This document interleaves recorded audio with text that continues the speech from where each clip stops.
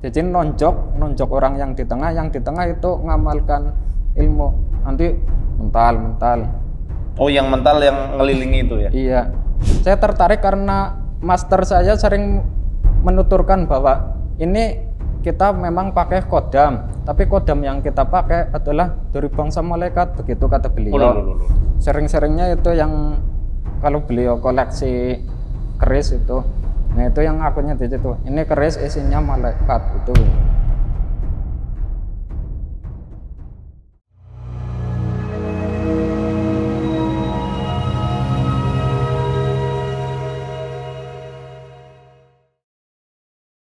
Assalamualaikum warahmatullahi wabarakatuh. Waalaikumsalam. Kembali lagi di kisah kita. Masya Allah, kali ini kita kedatangan narsum yang beliau dulu berkecimpung dalam dunia bela diri, sama kayak Mbah Amin kemarin, dan pernah berpuasa. Tapi setelah puasa justru malah sering ngeblank. Nah, ini mau tanya kok bisa ngeblank karena apa ya? Nanti kita teliti lebih lanjut. Assalamualaikum Mas Untung. Ya, waalaikumsalam warahmatullahi wabarakatuh. Dari mana Mas Untung? Saya dari Kebumen. Oh iya. Sudah berapa lama dulu belajar ilmu-ilmu seperti itu? Kalau dihitung 5 tahun. Oh, 5 tahunan ya? Iya.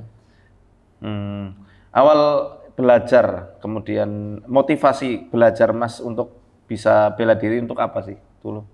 Dulu yang pertama untuk penjagaan diri. Terus kadang saya terobsesi, mungkin ini lucunya, terobsesi sama tokoh legenda yaitu Patih Batik Madrim ini. Punya bogeman seperti itu. Oh. Iya. Gitu. Kenapa terobsesi sama Patih itu, Patih Madrim? Ya karena beliau kan Jawa, saya orang Jawa masa nggak punya kayak gitu. Nah, dulu kepikiran kayak gitu. Oh, maksudnya karena saya orang Jawa, kenapa kok nggak punya ilmu kesaktian kayak gitu ya? Iya, nanti nggak lestari atau gimana itu. Oh, jadi maksudnya ilmu-ilmu kayak gitu dulu dianggapnya sebagai warisan budaya begitu? Iya, hanya bedanya kalau saya nggak ingin secara secara persis seperti yang itu kan masih kejawen. Nah, terus yang saya ikuti, yang saya pikir tadinya itu karena Islami, jadi saya ikut aja. Mungkin itu aman itu. Oh, berarti amalannya dibalut kayak Islam gitu ya? Maksudnya dengan bacaan-bacaan dari Arab gitu? Iya, wirid, hizib itu. Oh, ya. Apa motivasi Mas belajar bela diri karena sering dibully atau gimana? Atau sering diremehkan gitu? Dulunya ya waktu kecil, tapi setelah dewasa saya nggak pikir itu mau balas dendam apa enggak. Yang jelas saya sebagai orang Jawa, orang laki-laki ya juga harus itulah punya skill yang lebih itu, maksudnya gitu. Kok nggak belajar keatletan aja sekalian, ngolah fisik gitu? Ya awalnya saya berpikir hal itu bisa satu padu ya, dalam artian satu lembaga yang mewadahi ilmu bela diri kan ada yang misalnya keatletan sama kebatinan. Saya kira bisa mendapatkan semuanya secara ideal itulah. Tapi nggak bisa ya, maksudnya kalau atlet berarti atlet sendiri, kalau spiritual sendiri, kebatinan sendiri gitu. Iya, kebanyakan kalau orangnya terlalu berambisi untuk mendapatkan semuanya justru nggak kuat. Soalnya bertolak belakang. Kalau yang atlet itu lebih cenderung harus mengikuti arahan medis yang seperti istirahat, waktunya istirahat cukup. Tapi kalau ke spiritual itu malah justru apa ya? Bertolak belakang sama medis. Bertolak belakang iya, seperti menghindari tidur sekuat-kuatnya itu.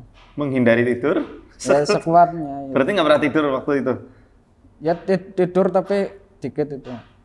Berapa lama kira-kira waktu Mas belajar kayak gitu? Tidurnya berapa lama? Maksimal banget dulu. Oh, kalau untuk harian sih tidur kayak biasa. Cuma ada waktu-waktu tertentu yang buat tirakatan. Nanti setelah tirakatan selesai nggak tidur sama sekali, harus gitu. Berapa hari nggak tidurnya kalau tirakat? Semalam suntuk, terus siangnya juga nggak tidur. Wow. Berarti malam nggak tidur, siang nggak boleh tidur? Siang sebelumnya. Siang sebelumnya enggak tidur, malamnya enggak. Tapi setelah itu siang boleh. Boleh balas dendam ya. Turu weh, tidur terus. Lemes nggak Mas kalau lagi jalani ritual kayak gitu? Kan aku prihatin ya istilahnya ya. Ya lemes tapi seperti enggak dirasa. Nah, biasanya kan kalau ada yang namanya lek-lekan kayak gitu, melek malam gitu ya, kan pasti didampingi sama puasa ya. Iya. Pernah melakukan puasa juga kan? Iya. Puasa yang itu vegetarian ngasar Vegetarian. Kalau ngasap itu kan berarti nggak makan yang daging ya, iya, protein hewani kan? iya seperti daging, telur, ikan dan sebagainya yang bernyawa. Oh telur nggak boleh juga telur. Iya. Bahkan yang aneh madu, padahal madu kan bukan dari hewannya, dapat dari luar kan. Suruh dihindari itu. Loh, kalau kita pikir-pikir itu tumbuhan juga kadang-kadang kan butuh telepong kan, butuh kotoran loh buat pupuknya nggak. Iya, iya. Kok itu nggak dilarang? Oh itu maksudnya kenapa harus makan sayur aja? Maksudnya untuk tujuan apa? Untuk tujuan mancing supaya apa ya? Batinnya itu ya Iya. mungkin atau? Supaya yang ada yang muncul loh yang katanya potensi yang belum terlihat jadi terlihat itu. Oh gitu ya. Katanya itu. Semuanya kalau nggak makan daging gitu ya. Sebenarnya sih kalau dalam rumus pengobatan sendiri ya, ada saatnya ketika seseorang, ini saya berbicara dari kedokteran timur ya, Tibun Nabawi atau TCM itu sama lah antara Tibun Nabawi dengan traditional Chinese medicine. Karena kita menggunakan beberapa rumus-rumus filosofi. Kayak misalnya organ dalam tubuh kita ada yang namanya 4 kondisi ya kan, panas, dingin, lembab, kering gitu kan. Nah, ketika misal kondisi tubuhnya cenderung panas, cenderung lembab atau cenderung kering itu panas kering misalnya, maka lebih kita sarankan pasien itu untuk menghindari makanan dari hewan atau yang sifatnya panas gitu, dan lebih disarankan untuk makan sayur mayur tok. Iya. Nah itu memang dalam rangka untuk menyeimbangkan suhu tubuh yang ada di dalam. Tapi kalau tujuannya untuk di luar itu, yang misal untuk mengundang energi yang nggak kelihatan, ini termasuk ajaran okultisme. Ya. Apa itu? Okultisme itu ya pelajaran tentang apa ya? Ya ibaratnya bahasa mudahnya adalah kebatinan spiritual. Okultisme terkenal dulu di barat juga semacam itu, sehingga dari okultisme sendiri ada yang namanya shamanisme.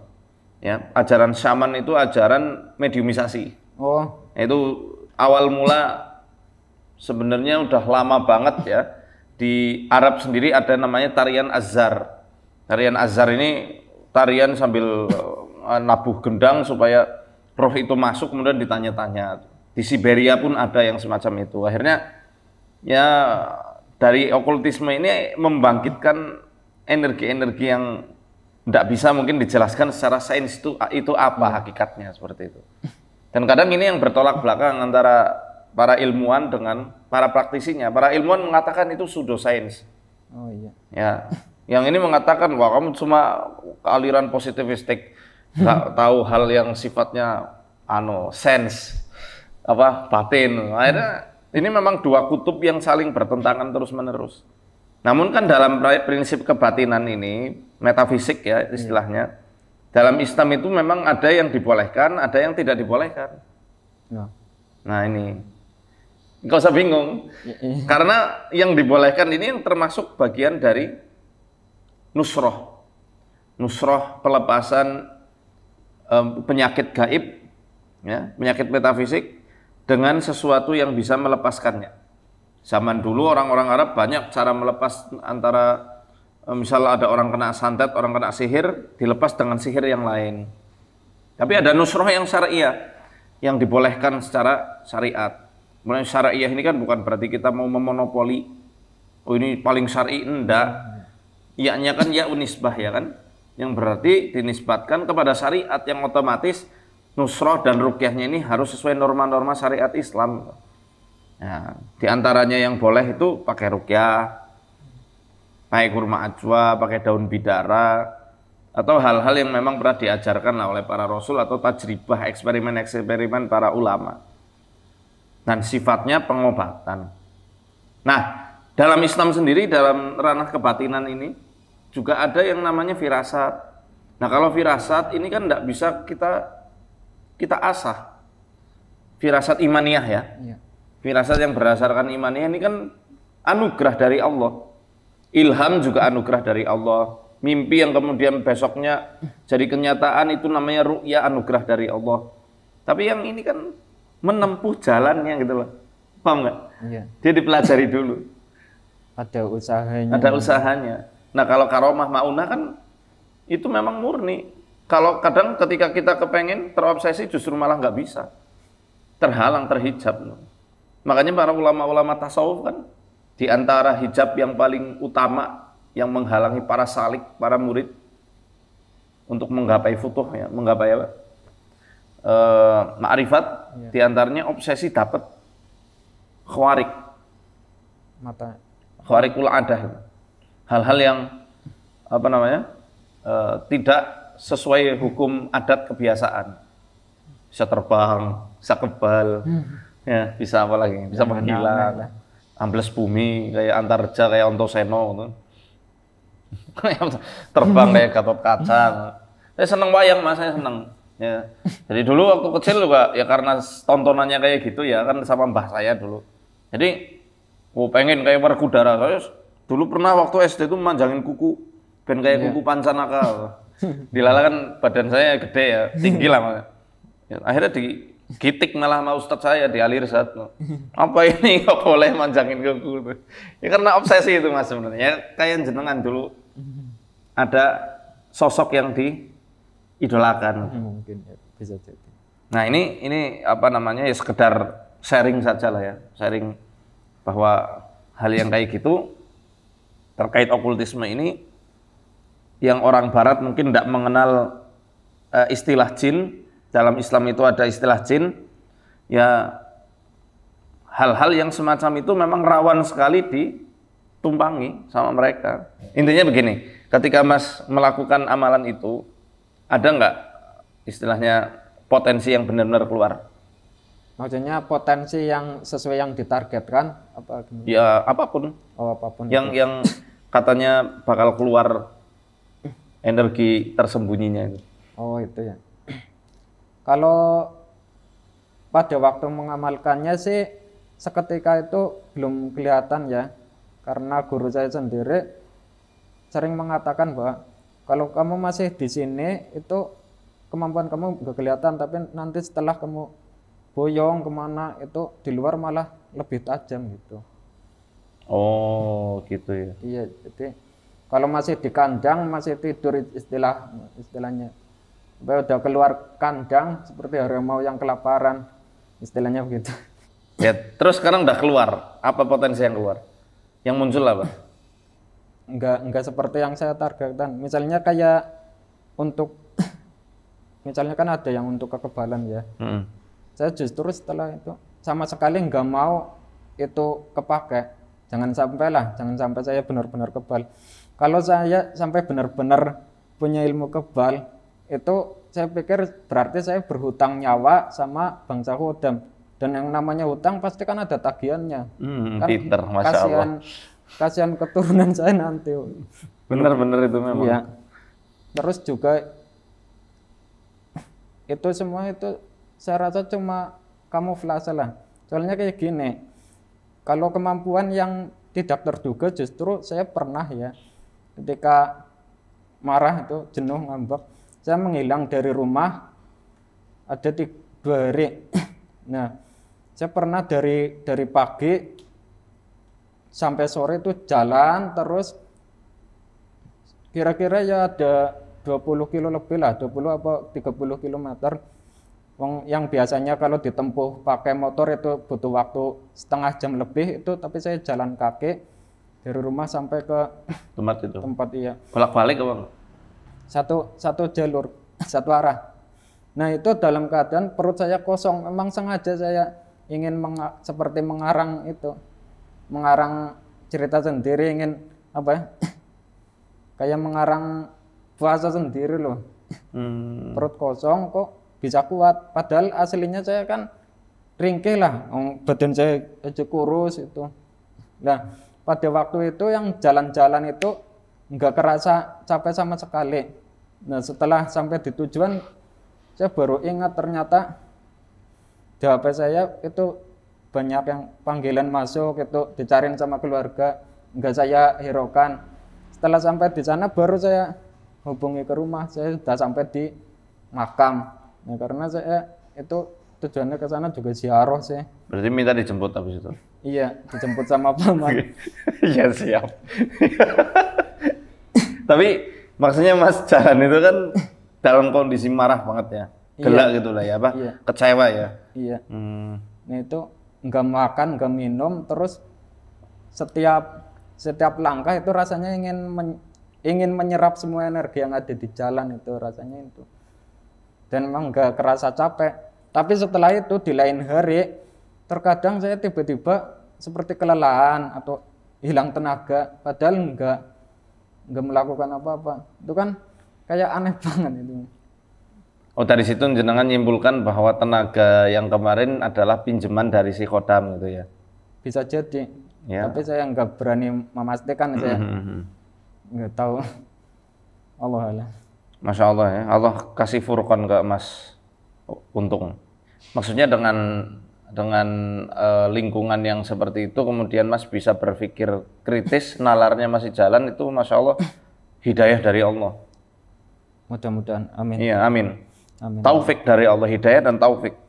Sekarang saya orang yang percaya hal gaib, tentulah yang saya praktisi ruqyah, masa nggak percaya ada jin masuk, nggak percaya ada sihir, yang nggak mungkin. Lalu apa yang selama ini saya tangani kan gitu kan. Tapi di satu sisi saya berusaha berdiri pertengahan, wasatiyah lah, bahwa nggak semuanya harus dihubungkan ke jin, ke sihir. Ketika memang ada hal-hal yang sifatnya metafisik juga perlu ditinjau. Ini kira-kira halusinasi, sugesti saja, atau memang ada tumpangan jin, kan seperti itu, atau trik sulap. Nah ini yang sempat kemarin jadi permainan para dukun-dukun itu kan, dibongkari itu kan. Nah, walaupun dalam kasus-kasus yang ada di lapangan nggak semua itu trik sulap, nggak semua juga hasil sugesti belaka. Memang ada yang murni sihir. Nah kalaupun itu sihir asli ya, itu sihir asli gitu ya, kemudian dibuktikan kok nyata adanya, itu bukan berarti kita malah kagum. Justru lah ini wali setan yang sesungguhnya, karena bisa mempraktekkan sihir yang sebenar-benarnya, bukan hanya sekedar trik sulap. Paham ya? Ya, kecuali memang kalau karomah lah, karomah saya sangat percaya ada. Ashabul Kahfi dapat karomah, ya kan? Keluarganya Imron dalam surat Ali Imron dapat karomah, Luqmanul Hakim dapat karomah. Banyak orang-orang yang dapat karomah di sekitaran kita pun dapat. Tapi apa iya karomah itu harus dipelajari dengan puasa ngasrep? Paham? Apa iya karomah itu harus dipelajari dengan jumlah wiridan yang sekian. Kemudian semuanya dijamin nanti lulus dapat nih karomah. Siapa yang ngasih legitimasi? Yang ngasih validasi itu siapa? Kalau orang itu benar-benar dapat karomah dari Allah. Kecuali ya memang yang namanya wali sama wali kadang-kadang kan mereka bisa saling menyapa, mereka saling mengetahui. Tapi wali yang asli nih ya, itu rata-rata tersembunyi orangnya. Bahkan nggak mau dirinya itu dihormati atau diagung-agungkan sama orang. Ketika memang mereka punya karomah, mereka akan berusaha sekuat tenaga untuk menyembunyikan karomah itu. Ditutupi ya terus. Saya tuh baca kitab Bughyatul Adqiya, karyanya Syekh Mahfud Termas. Belum pernah tahu. Itu menarik itu kitab itu. Jadi yang saya garis bawahi, kesimpulannya begini, mukjizat itu diturunkan atau diberikan kepada Nabi dan Rasul itu wajib ditampakkan. Harus malah kalau nggak ditampakkan ditegur sama Allah. Nah kalau karomah justru malah diharuskan untuk disembunyikan rapat-rapat. Makanya para ulama itu kadang kalau dapat karomah malah khawatir. Aduh, jangan-jangan ini malah karomah ini bikin aku bangga, ujub, kemudian malah membuat kecintaanku sama Allah berkurang, fokusku untuk ibadah berkurang. Itu sufi-sufi yang masya Allah. Maksudnya ulama-ulama yang memang dapat karomah yang sesungguhnya itu kayak begitu. Rencana ya, kalau orang yang dikatakan siapa orang yang paling berhak dapat karomah? Para penuntut ilmu. Tuh 70.000 malaikat ngitari dia kok. Sayapnya ditaruh di penuntut ilmu yang ikhlas mencari ilmu karena Allah. Mulai kadang-kadang penuntut ilmu santri-santri itu kuat lek-lekan malam ngafalin, ya kan? Ngafalin Quran, ngafalin matan-matan. Ya, kalau bukan Allah yang menguatkan, pasti banyak yang sakit. Itu karomah itu. Cuma kita nggak sadari selama ini yang kita pahami karomah itu harus bernilai lebih. Tapi kalau santri itu ya faktor kebiasaan juga. Ya memang ya. Kalau yang baru-baru kan biasanya belum kuat. Ya. Juga nggak bisa dipaksakan. Ya bisa jadi karena faktor kebiasaan. Ya kan? Coba deh bayangin deh. Kita mungkin nggak terbayangkan waktu jenengan belum nyantri, ngelihat orang hafal Quran sebuku, masuk akal nggak? Ketika belum nyantri loh. Kemudian jenengan misalnya bercermin, aku teheng ya kayak bisa nggak ya kayak orang itu ya? Kayaknya di akal kita tuh kayak nggak mungkin kok bisa hafal sampai titik komanya itu nggak ada yang keliru Quran. Tapi ketika kita sudah berusaha menghafal, ternyata Allah mudahkan. Lah ini kan termasuk karomah. Karena nggak semua orang Allah izinkan untuk ngafal Quran. Nggak semua orang diizinkan untuk ngafal hadis. Bagi anak pondok biasa baik, ya memang itu udah kebiasaan. Tapi untuk orang luaran pondok itu karomah, kemuliaan. Ya, karomah artinya ikram kan, kemuliaan dari Allah. Nah ini karomah yang kita dambakan adalah biar kita bisa mendekat ke Allah dengan Quran. Hafalannya mungkin, bisa paham hikmah-hikmah yang di Quran. Nah, ini ilmu hikmah yang sesungguhnya ini. Kalau bagi saya pribadi dari apa yang disampaikan oleh guru-guru saya, syekh-syekh saya itu seperti itu. Ya kan prinsip ketenangan hidup kan dengan pola pikir kita. Nah kalau pola pikir kita terpandu dengan Quran, dengan sebenar-benarnya kan ayem ya uripe ya. Ilmu mindset itu berarti ya. Nah, iya, ke mindset itu. Nah, setelah ngamalin itu ada nggak jenengan dapat teror di mimpi apa di iya teror dari sosok gaib gitu? Kalau berbentuk wujud sih enggak sih, cuma suatu ketika pernah ngerasa kayak diserang. Jadi waktu tidur tiba-tiba rasanya kayak ada yang itu terbang terus nembak sini, tembus keluar dari itu punggung. Cantongan ya, keluar dari cantongan ya. Iya. Cuma kerasa aja, enggak kelihatan. Itu juga masih samar mimpi tapi kayak enggak mimpi itu antara. Seperti rasanya seperti sadar tapi tidur. Maksudnya jenengan ada rasa nyesel nggak belajar kayak gitu? Ada. Kenapa? Yang jelas, mohon maaf ya kalau bagi saya sendiri itu menghabiskan waktu juga. Terus kalau bagi yang lain ya enggak itu hak Anda mungkin ya. Hak masing-masing lah ya. Iya. Tapi bagi jenengan saya nggak tanya yang lain, bagi jenengan sendiri. Yang lain terserah suka-suka mereka lah. Yang jelas yang tadi kan ngabisin waktu. Yang kedua, saya semakin kesini justru menganggap bahwa ilmu-ilmu semacam itu adalah ilmu perusak mindset. Perusak mindset. Pola pikir ya. Karena ingin keluar dari itulah fitrahnya sebagai manusia. Jadi menghindari kenormalan malah. Dikiranya kalau normal berarti ilmunya belum sampai gitu. Ilmunya masih kulit ya. Belum nembus kacangnya. Iya. Ya terus yang lucu lagi ini kan saya mempelajari ilmu itu kan dibungkus dalam bidang bela diri ya. Nah, saya justru pernah terpikir ini, dalam hati saya meremehkan bela diri aliran yang lain. Lah, gue ngapa sih kayak ketok ora bisa sing tembakan pukulan jarak jauh, ora bisa sing. Dulu sempat berpikir kayak gitu. Bisa nggak? Pernah dipraktekin nggak pukulan itu? Kalau di luar sih enggak, cuma kalau di dalam ya di satu perguruan pernah. Rasanya gimana sih kalau dipukul jarak jauh? Jenengan kan berarti pernah dipukul juga kan? Iya. Nah itu saya juga ragu, itu kan ada istilahnya apa ya? Ngampal ya. Ngampal itu satu jagoan di tengah, yang lain ngelilingi. Ngampal. Yang ngampal itu yang ngelilingi. Jadi nonjok orang yang di tengah itu ngamalkan ilmu. Nanti mental. Oh, yang mental yang ngelilingi itu ya? Iya. Nah, saya pernah waktu saya yang diserang, orangnya yang nyerang itu gerakannya yang enggak karuan, ada yang geter kayak ini. Entah itu getarnya karena benar-benar ngerasakan energi dari saya atau cuma permainan pikirannya aja dia aja nggak tahu lah, nggak samar. Tapi kalau giliran saya sendiri, saya coba nyerang ke teman, cari rasanya itu nggak ada, cari misalnya kayak energinya nggak ada.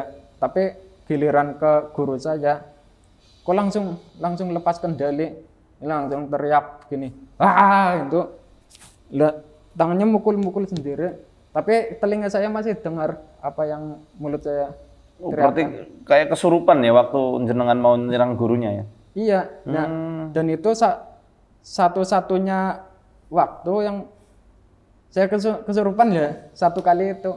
Sebelumnya nggak pernah.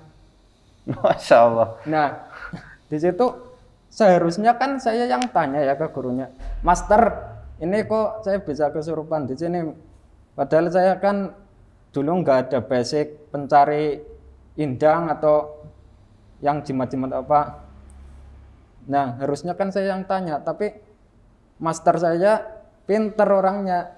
Saya mau tanya di blog, tanya balik dia. Untung kamu kok bisa kesurupan gitu. Loh, ya saya bingung mau tanya kok udah ditanya dulu. Tanya balik, itu kan permainan retorika loh maksudnya. Wow, cerdas. Ya, pinter. Itu retorika. Iya, sebelum nanya di blog dulu ya. Iya, di blog dulu. Nggak, tapi menariknya harusnya kan Mas Untung bertanya-tanya kan, nggak pernah ada basic kayak gitu kok bisa kesurupan. Iya. Berarti kan ada sosok lain yang memang membantu dalam hal itu gitu loh. Nah, disitulah saya mulai curiga. Nah, curiganya kenapa? Karena awalnya saya menekuni hal tersebut itu kan saya tertarik karena master saya sering menuturkan bahwa ini kita memang pakai kodam, tapi kodam yang kita pakai adalah dari bangsa malaikat, begitu kata beliau. Nah, terus awalnya saya percaya, lalu kok setelah kesurupan, besoknya saya berpikir-pikir, katanya kodam malaikat, katanya anti setan, anti jin, tapi kok saya jadi bisa kesurupan di situ? Emangnya ada orang kesurupan malaikat? Pusing. Iya juga ya. Iya. Kesurupan malaikat. Sejak kapan malaikat merasuki manusia? Gak pernah ada gitu ya, kita ngerukiah orang kemudian kodamnya berubah, aing malaikat. Iya. Paling banter-banter kan harimau ya, atau ngaku raja ini, ratu ini. Iya. Ini menarik juga itu ya, malaikat. Belum pernah saya nemukan kesurupan malaikat. Dan memang ya nggak mungkin juga dong ya malaikat merasuki manusia, nggak ada kerjaan juga. Sering-seringnya itu yang kalau beliau koleksi keris itu, nah itu yang akunnya di situ. Ini keris isinya malaikat itu. Malaikat apa? Malaikat penjaga. Syukur sih Mikail ya, wow, dibagiin rezeki terus. Penglaris itu namanya. Orang. Nah, ini malaikat-malaikat Allah itu malaikat-malaikat yang mulia. Mereka tunduk hanya dengan perintah Allah saja. Iya. Nggak mungkin diperintah-perintah manusia. Nah, ini juga sebenarnya menyelisih Quran juga. Nah, Quran mengatakan Wa ma natanazzalu illa bi amri rabbik. Tidaklah kami para malaikat turun kepada engkau Muhammad kecuali atas perintah dari Tuhanmu. Surat apa tuh? Maryam ya di juz 16. Jadi nah ini kok malaikat bisa diundang? Sebenarnya pertanyaan saya justru malah bukan sosoknya mau jin kayak mau apa kayak mau malaikat mau apa yang justru malah menarik bagi saya ini. Mas kan dulunya berarti orang yang logis ya? Iya, sangat susah logis. tersugesti. Iya, bahkan saya anti sama kayak gitu. Nah, orang logis, susah tersugesti, kemudian bisa kena. Lah ini kan triknya itu gimana biar bisa sampai kena? Iya. Paham ya? Ini barangkali pesulap merah mau pembuktian. Ya kayak gini Ustadz, ujung-ujungnya ya karena kedok, karena ada embel-embel Islami itu, ujung-ujungnya kayak itu pasti. Nah, maksud saya ketika jenengan kesurupan ada triggernya nggak sih yang membuat jenengan tuh langsung nggak sadarkan diri? Misal karena segan, karena takut, apa ada sugesti yang disampaikan dulu di awal? Enggak. Jadi saya ingat-ingat waktu itu saya pas waktu mau nonjok master saya, yaitu saya senggolan sama teman saya, yang teman saya itu biasa dipakai buat mediator. Oh gitu ya, mediator, mediumisasi ya? Iya. Itu asli berarti pakai jin, pakai khodam? Mungkin ya, saya Ya. nggak tahu. Bukan sekedar main sugesti aja, bukan hanya sekedar main apa namanya tuh kayak praktek-praktek hipnotis itu kan yang dibalut dengan ilmu kayak gitu. Berarti memang asli pakai khodam. Ada saluran energi tersendiri yang khodamnya itu punya akses untuk Mas yang padahal Mas secara kepribadian punya kepribadian yang kuat, logis gitu loh. Nggak mudah tersugesti, nggak mudah terpercaya. Tapi yang jelas kesimpulan saya sementara itu benar pakai khodam. Iya.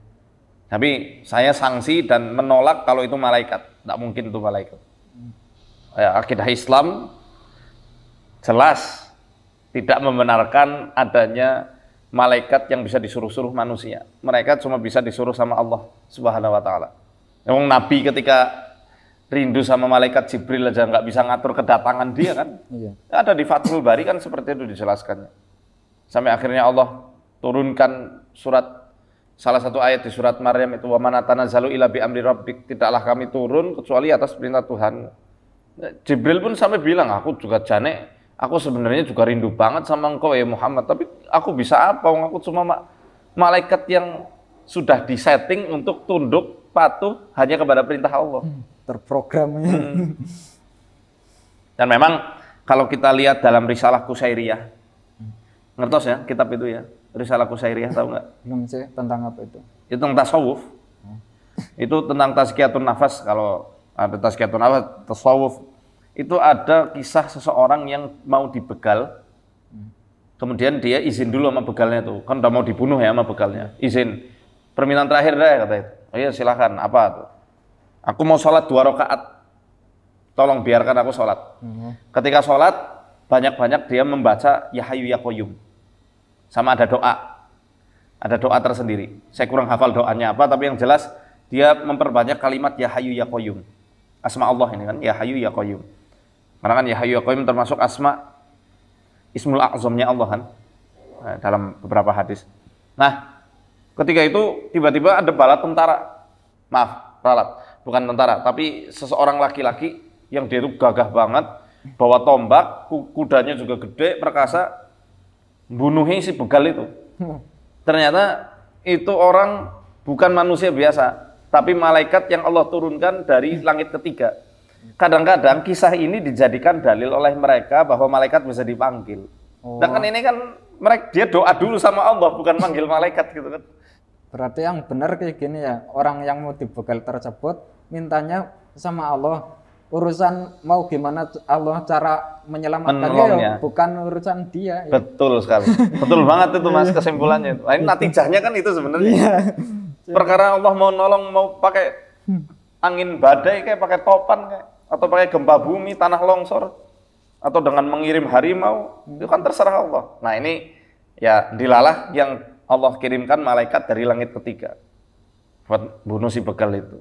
Jadi intinya dia nggak urusan apa yang bakal datang. Lah ini kan Nun Sewu ini yang punya katanya kodam malaikat, dia memprogram kan. Oh iya. Ini malaikat namanya, pokoknya biasanya akhirannya il gitu. Saya nggak hafal nama-namanya, tapi yang jelas diklaim itu namanya malaikat. Nah, ini dari mana kenalannya? Ya maksudnya kita yang belajar ilmu tasawuf, belajar apa namanya tentang ilmu akidah, kayaknya dari para ulama yang muktabar ya, belum pernah ada yang menyampaikan hal demikian kecuali yang ada di kitab-kitab tertentu saja. Nah, sensasi jenengan ketika kesurupan gimana Mas? Kayak tersengat listrik apa? Itu seperti ada yang masuk lewat ini dada, jadi seolah-olah itu yang di dalam tubuh ini saya lagi rebutan. Nah ini kan wadah, ibaratnya wadah, yang lagi rebutan. Nah saya belum sampai menyelesaikan sendiri itu udah dicabut sama master saya, cabut itu ya, jadi kan tenang kita kayak gitu. Subhanallah. Ya tapi yang lucu kok itu bisa kok di situ malah kejadiannya, padahal nggak ada basic yang aneh-aneh. Dan setelah kejadian itu jenengan jadi sering kesurupan?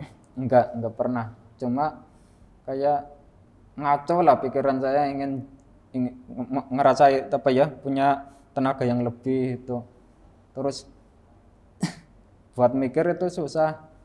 Tapi saya nggak koreksi diri waktu itu, kok saya jadi kayak gini.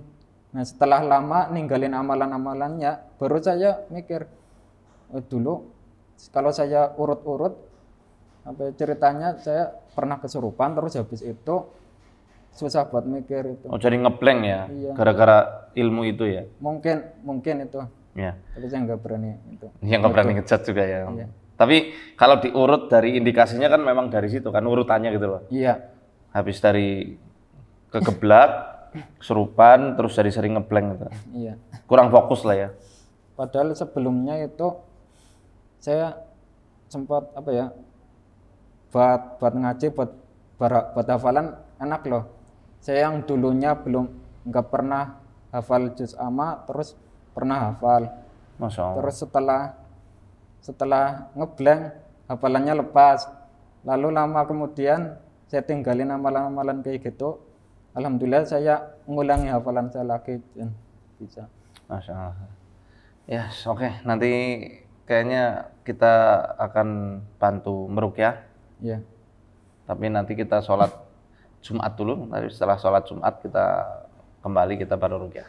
Iya. Nyari Jumat ya. Jadi ini kalau misal nanti tayang malam-malam, kok Jumatan malam-malam ya? Kita tappingnya hari Jumat. Oke. Jangan kemana-mana. Setelah ini kita akan meruqyah Mas Untung.